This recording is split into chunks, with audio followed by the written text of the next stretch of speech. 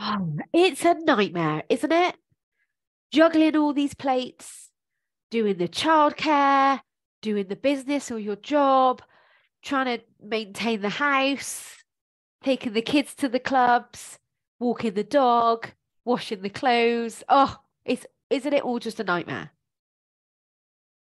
No, it actually isn't.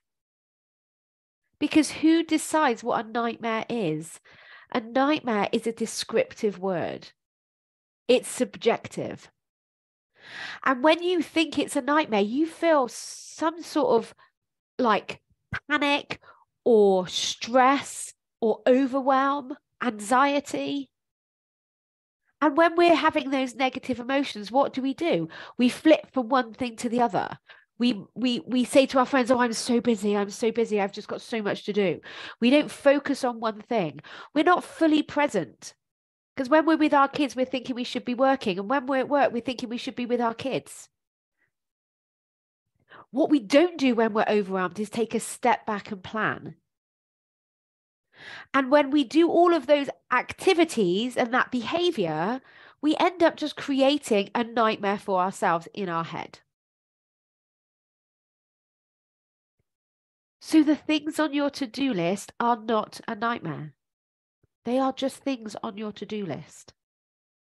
And what I'd like to give you today is a really practical process on how to actually manage your time. It's really simple. It's 4 steps. It's so easy. The thing that's not easy is managing your mind once you've done this process.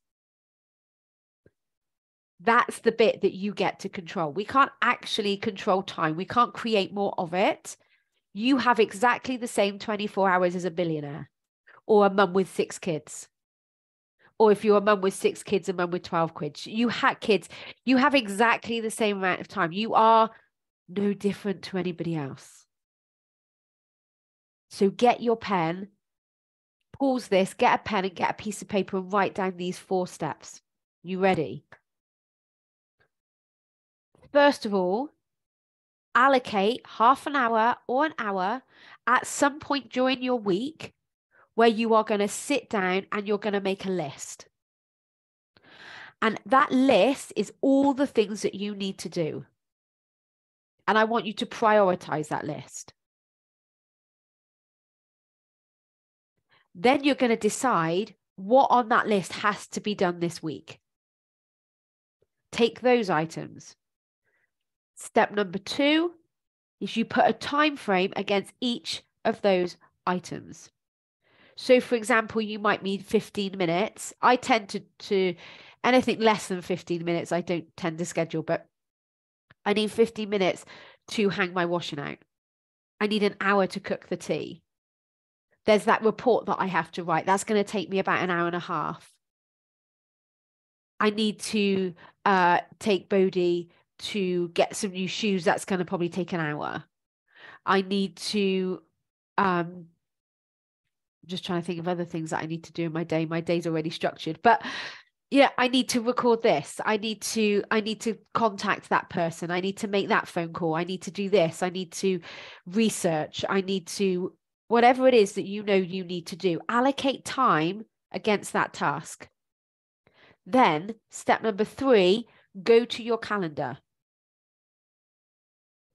Block off time in your calendar to do that task. So if it's, I'm going to take my boys to the skate park, allocate that time in your calendar to go and do that thing. Allocate time in your calendar to write the report.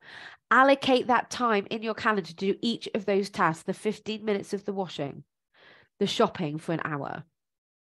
All the things that you need to do, put it on your calendar as time block. That's step number 4, honor that calendar. And this is where your mind management comes in, right? Because for a start, your brain is probably going to go be really resistant to the fact that you need to take half an hour to plan your week. It's going to be like, I haven't got time to sit and plan. I haven't got half an hour, Nikki, to think about the joys of what I want to do that week.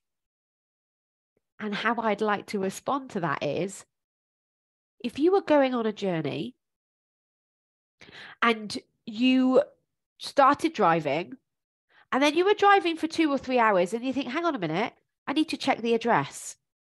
Where am I going? I need to check that I'm going in the right direction. So you stop, you pull over, you look at the address, only to find out that you've been driving in the wrong direction for an hour because you didn't take that time to plan at the beginning. Or that 5 minutes where you just plug in the address into the sat nav and the sat nav tells you where there's traffic. Taking time to start with ends up saving you time in the long run. So when you actually carve out half an hour or an hour to sit down and go, right, list one, number one, list, what do I need to do this week? Number two, put a time against it. Number three, put it on your calendar. And number four, honor that time. You end up saving so much more time in the long run. And then the other thing you're going to have to manage your mind around is when the time comes to do that task, it's going to go, oh, I don't want to do the washing. I don't want to go shopping. I don't want to. There's this thing in my inbox that I need to check. There's that urgent phone call that I need to make. Which isn't really urgent. It's just chatting to my friend. There's, oh, hang on a minute. I just caught a notification on my phone. So-and-so's put something on social media. I absolutely have to check that out. Your brain is going to want to do all the other things. It's not going to want to focus on that task. And research has proven that actually it takes about 10 minutes for the brain to settle into a task. So for the first 10 minutes, expect your brain to go, oh, what about this? What about that? I could be doing this. I could be doing that. Just keep bringing it back and go, no, I'm focusing on this report.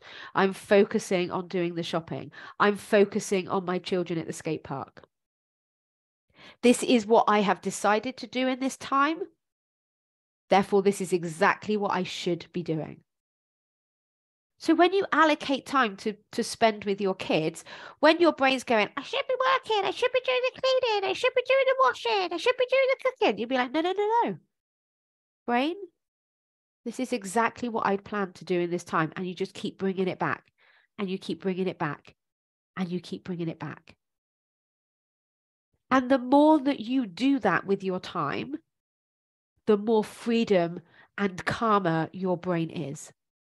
Because another thing I hear a lot of, oh, but I just like to be free with my time. I like to be spontaneous and I like to just do things when I want to do them. Brilliant. If that were actually the case. But what most people actually end up doing is not at all being spontaneous, because everything's just a blurry, stressy mess. So that one time that you are spontaneous is then affected by the other days of the week that now you're behind, or you're you haven't got the tasks done that really need to be done. But actually, when you plan your time, you have so much more availability for spontaneity, because you plan your free time. You can do whatever the fuck you want.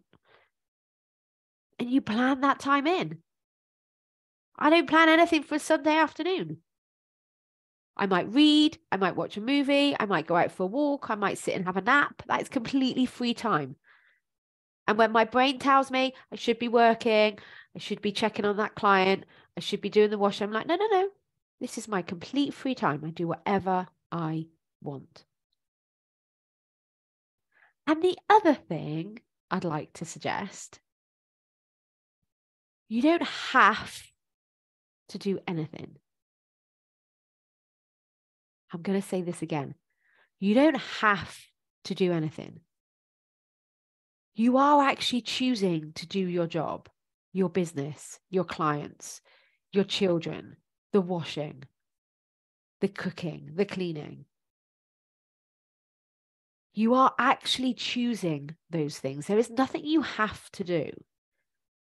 You might not like the consequence of not doing it, but therefore then be honest with yourself that you are choosing to do it.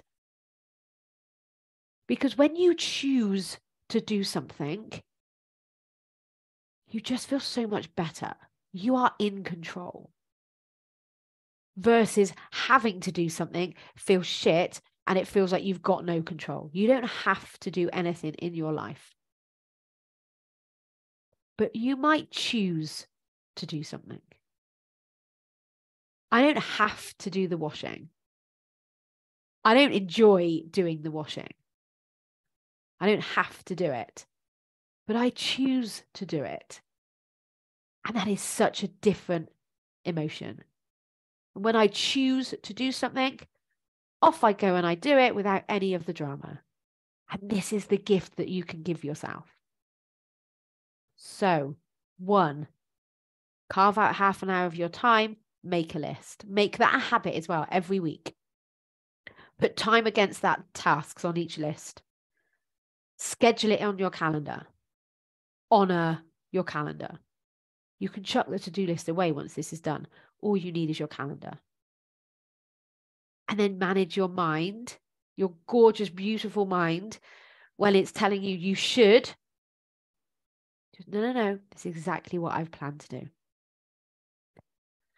And listen, I've got really good at this because I've got coached on it and I coach myself on it. So if you're hearing this and you're like, that's what I need in my life, please get in touch because I can help you. I can help you to very deliberately and very consciously create the life that you want to live. And I would love to do that. So down below will be a link to book a consult with me. It's completely free. And even if you decide that actually coaching isn't for you, then or I'm not your coach, you will still get some clarity in that hour that we have together. So it will not be a waste of your time. And if you also like this, make sure that you subscribe because I record one of these every single week with some sort of hint and tips and tricks on how to hack that beautiful mind of yours. Thank you very much for listening. Bye.